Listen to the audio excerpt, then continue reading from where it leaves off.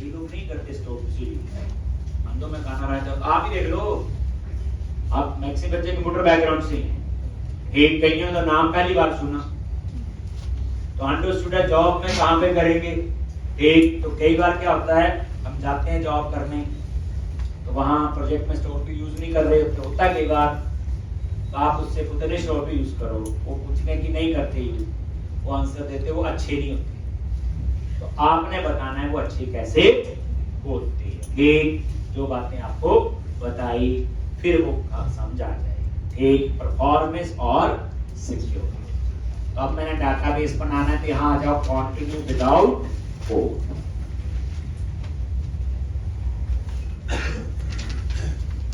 जहां हम डाटाबेस बनाते हैं वही जाएंगे, कंटिन्यू विदाउट कोड। उसके बाद क्या करोगे, click on view and click on server explore. Database visual studio में नहीं बनता, याद रखना। विजुअल स्टूडियो तो एक एडिटर है जिसको हम यूज कर रहे हैं, चाहे डाटाबेस मैनेजमेंट है चाहे कोडिंग। डाटाबेस तो डाटाबेस में ही, जहां डाटाबेस सर्वर होगा। तो ये सर्वर एक्सप्लोर पे गए, और यहाँ पे किस नाम से बचे, ये कई डाटाबेस है, हमने ये बनाया था ना, DB एम्प्लॉई N33, आपने जिस नाम से रखा होगा आप वो देखें। ठीक, यहां से हमने डाटाबेस बनाया था, पूरी डाटाबेस मैनेजमेंट हम सर्वर एक्सप्लोरर से कर। डाटाबेस बनाने के लिए और भी तरीके होते हैं, बात वही है। हम सीधा SQL सर्वर इंस्टॉल है, वहां जाके भी बना सकते हैं, पर होगा यही सारा रूल जो मैं आपको बता रहा हूं। और ये देखो, हमने ये टेबल बनाया, TBL यूज कर लिया। अब हम स्टोर प्रोसीजर, देखो यहीं पे कहानी है, अभी कोई स्टोर प्रोसीजर नहीं बना। कैसे बनाएंगे, स्टोर प्रोसीजर पे राइट क्लिक करो, ऐड न्यू स्टोर प्रोसीजर।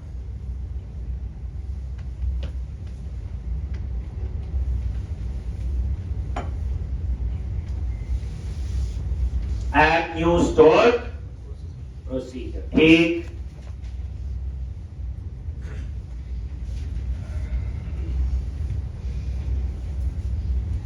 और क्रिएट प्रोसीजर और स्टोर प्रोसीजर का नेम। देखो ये लिखा आ रहा है, पहले देखो, ये जो बच्चे DBO लिखा होता है इसे क्या कहते हैं, डाटाबेस ऑर्डर। याद रखना, एक ये की यूजर है, एक्सटेंशन नहीं है, DB होता है डाटाबेस ऑर्डर।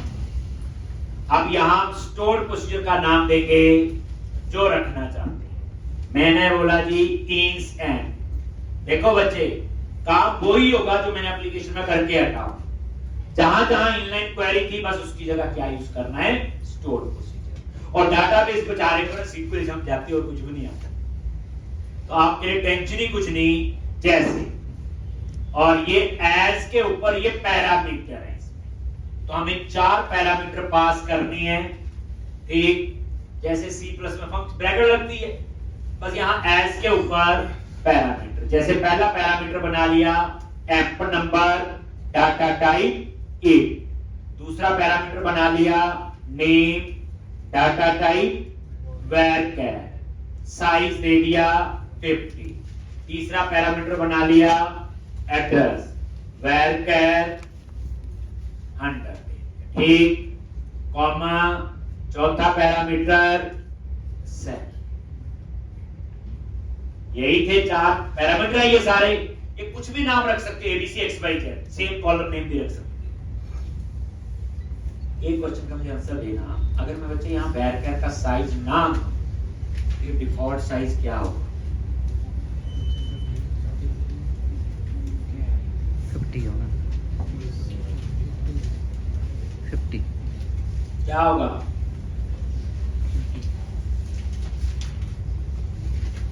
नहीं दिया, मैं भूल गया देना, या जानबूझ के नहीं दिया, क्या होगा डिफॉल्ट साइज,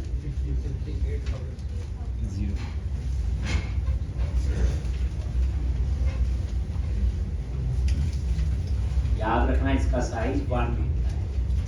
क्या होता है 1। इसका मतलब होता क्या हुआ, अगर आपने नेम लिखा अमित, पता क्या करेगा वो? अमित का ना ए उठा लेगा, बाकी ट्रंकेट कर देगा। बताया था स्ट्रिंग के केस में ट्रंकेट कर देता है, इंटीजर में ओवरफ्लो का एरर आता है। बताया था ना जी। ये क्या करेगा? बाइट कोड इसका साइज 1 होता है। 1 का मतलब है एरर नहीं आती इसमें। ठीक, विकास कुमार लिखा तो पहला कैरेक्टर लिख लेगा, बाकी वो छोड़ देगा। और कई बार तो एरर भी नहीं पता चलती क्यों आ रही। इतने बड़े प्रोजेक्ट में हम काम कर रहे होते, ठीक, ASP.NET कोर में डाटा टाइप ली होती, यहाँ के मैच होनी चाहिए। अब आ जाओ एस के बाद, कहां आगे? एस। देखो कुछ ना रिटर्न करो, बाइट कोड 0 कर रहा है, तो मैंने दिखाया स्टोर्ड प्रोसीजर वैल्यू रिटर्न करता है, वेरीफाई हो गया। But it returns only integer value. और एस के बाद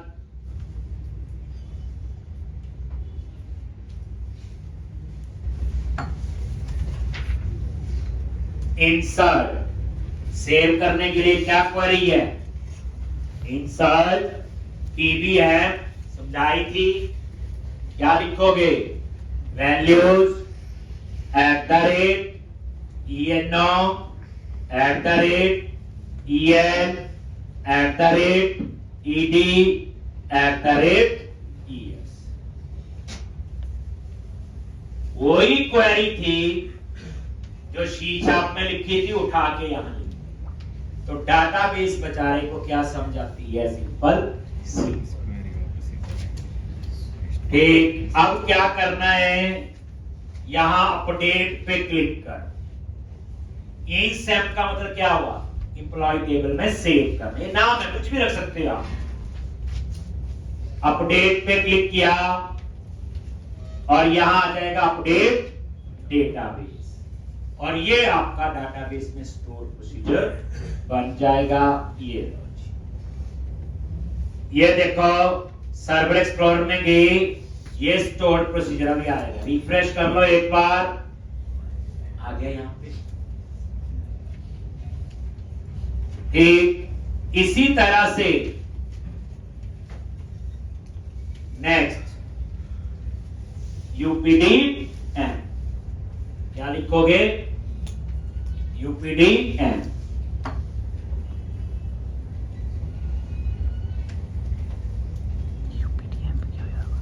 तो एक और स्टोर प्रोसीजर बनाना है अपडेट के लिए। बन गया ये, बस हो गया, खत्म है ये वाला। अब एक और बनाओ, आसान है। स्टोर प्रोसीजर पे राइट क्लिक किया, ऐड न्यू स्टोर प्रोसीजर, फिर एक और सेम वहीं गए और यहां पे आ गए, और यहां पे क्या लिखोगे? UPDN। और यहां पे ये आ गया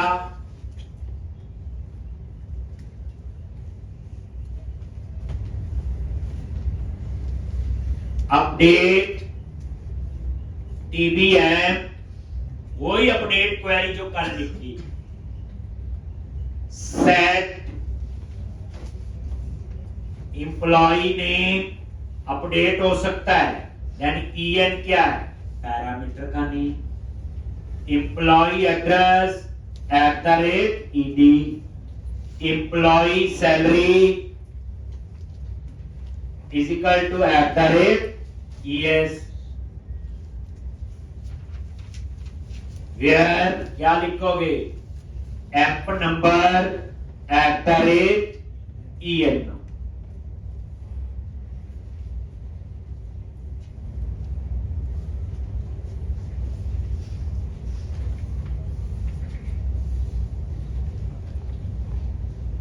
एक UPDN, नहीं स्टोर प्रोसीजर का नेम होना चाहिए। ये तो स्टोर प्रोसीजर का नेम है, कुछ भी रख सकते हो। ये वो अपडेट क्वेरी जो हम इनलाइन लिखते थे। देखो इस क्वेरी को सी शार्प के कोड में लिख दो, PHP के पाइथन में, तो कंसीडर क्या होगी? Inline query. उठा के लिख दो स्टोर प्रोसीजर में। अब आप देखो नहीं आती है, पता नहीं क्या चीज है मुश्किल। अब देखो आराम से समझा गए, बस फिर बाद में यही सीखना इनको कॉल कैसे करना है। किसी भी लैंग्वेज में। ठीक, तो ये आपका हो गया। अब आप अपडेट पे क्लिक कर,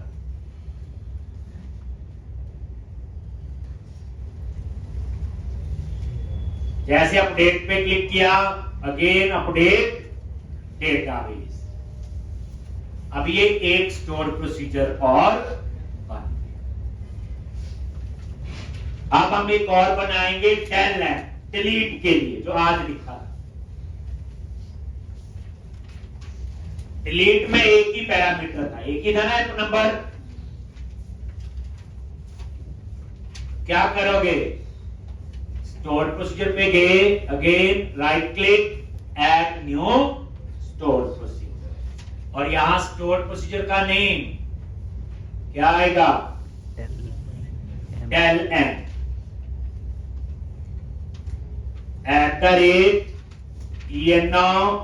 @in।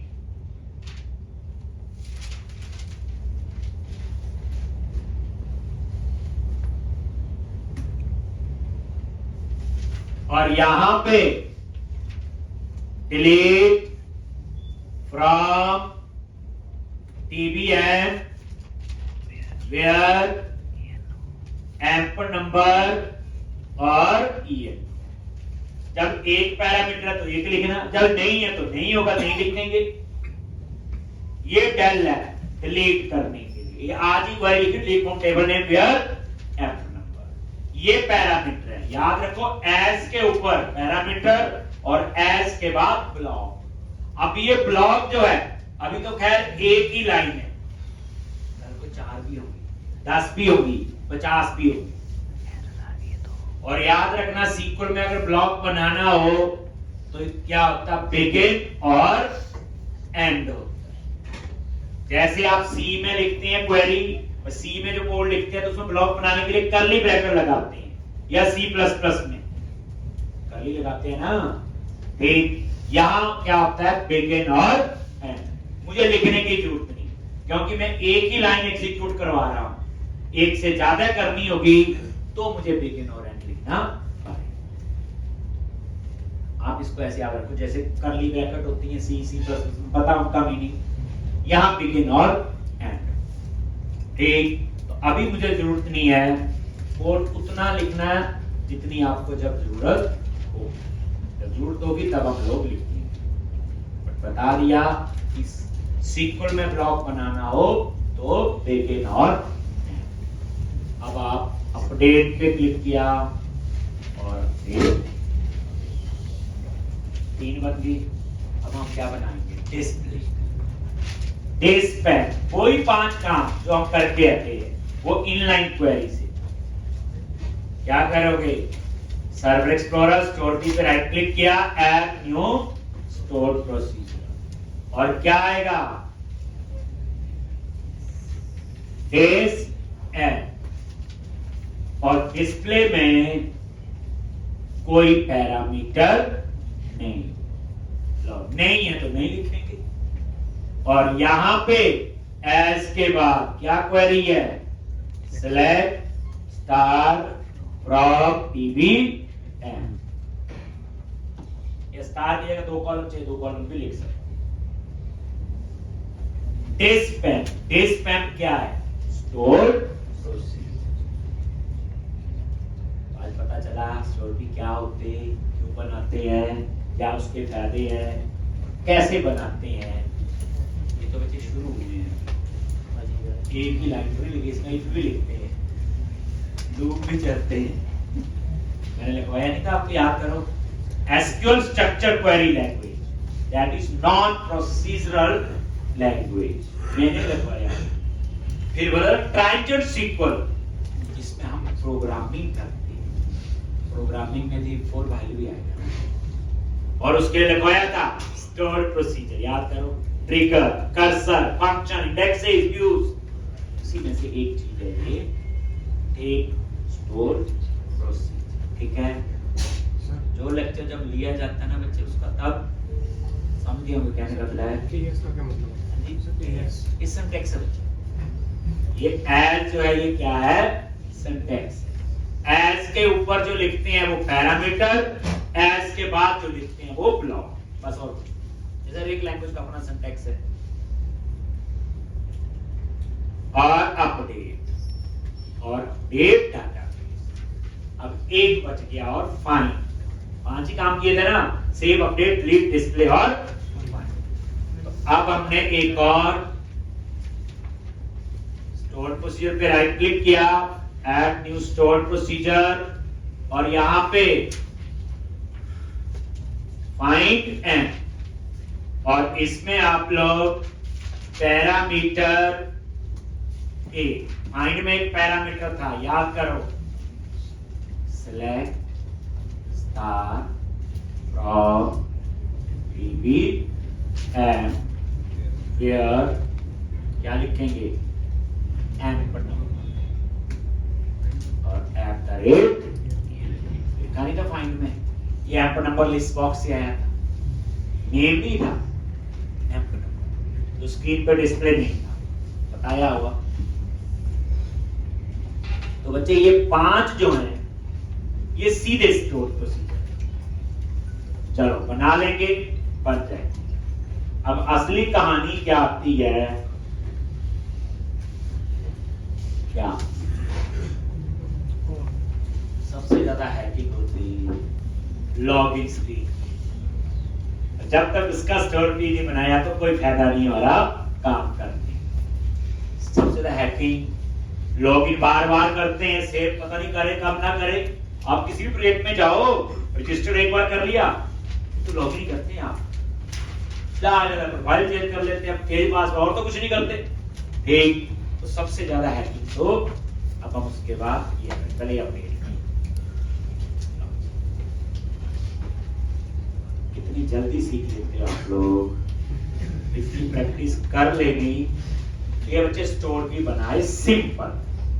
अब मैं क्या करूंगा, एक नया टेबल बनाऊंगा टीवी यूजर की इंफॉर्मेशन के लिए, और उसमें मेन कॉलम 2 यूजर नेम और पासवर्ड। बाकी तो रिक्वायरमेंट है, फोन नंबर भी लेना है, पोस्टल कोड भी लेना है, जेंडर भी लेना है, एड्रेस भी मर्जी है, 2 तो पक्के हो गए। लॉगिन करने के लिए यूजर नेम और पासवर्ड, तो मैं एक टेबल बनाऊंगा टीवी यूजर, उसमें मैं 2 कॉलम लूंगा, यूजर नेम और पासवर्ड। ठीक, उसके बाद यूजर पासवर्ड ठीक है गलत है, क्या काम होना चाहिए क्या नहीं होना चाहिए, उसके लिए फिर मैं बनाऊंगा एक स्टोर प्रोसीजर, लॉगिन चेक, वहां इफ भी चलेगा, वहां वेरिएबल, प्रोग्रामिंग। तो आप कहेंगे ना भी एक लाइन का होता है स्टोर प्रोसीजर, उसमें हम 10-15 लाइन का कोड लिखेंगे। ठीक है जी, तो अभी हम क्या पढ़ रहे हैं, how to create store procedure. ठीक है जी, अभी आपके पास जो मैंने इससे पहले एप्लीकेशन करवाई, आप उस एप्लीकेशन को कंप्लीट कर दें। ठीक, उसके बाद स्टोर प्रोसीजर एक बार बना के देख लेना। ठीक, बाकी जब यूज करेंगे तब हमें पता है। तो अभी हम ASP.NET नहीं पढ़ रहे, अभी हम पढ़ रहे हैं माइक्रोसॉफ्ट SQL सर्वर, और उसका टॉपिक है स्टोर प्रोसीजर। कल हम स्टोर प्रोसीजर टॉपिक भी खत्म होगा, उसके बाद हम इन स्टोर प्रोसीजर को ASP.NET में जो एप्लीकेशन मैंने बनाई इसी को दोबारा से बनाएंगे। तो डाउट होंगे, क्वेरीज होंगी, बट अब आपने जो मैंने जैसे बोला बच्चे, इस एप्लीकेशन को 1 गो में शुरू से बैठ के, चाहे 3 घंटे लगे चाहे 2 लगे, जितना आपको करवाए। ठीक, तो उसके बाद फिर बस एक क्वेश्चन मैंने और करवाना है जो नेक्स्ट होगा, उसके बाद फिर हम शुरू करेंगे MPC। जो बच्चे शुरू करेंगे उसमें तो जावास्क्रिप्ट भी पढ़नी पड़ेगी हमें, HTML, बूटस्ट्रैप, MPC तो पढ़ना ही है। ठीक, और उसके अलावा C# यूज होगी, तो बड़ा तामझाम और उसके अंदर आए।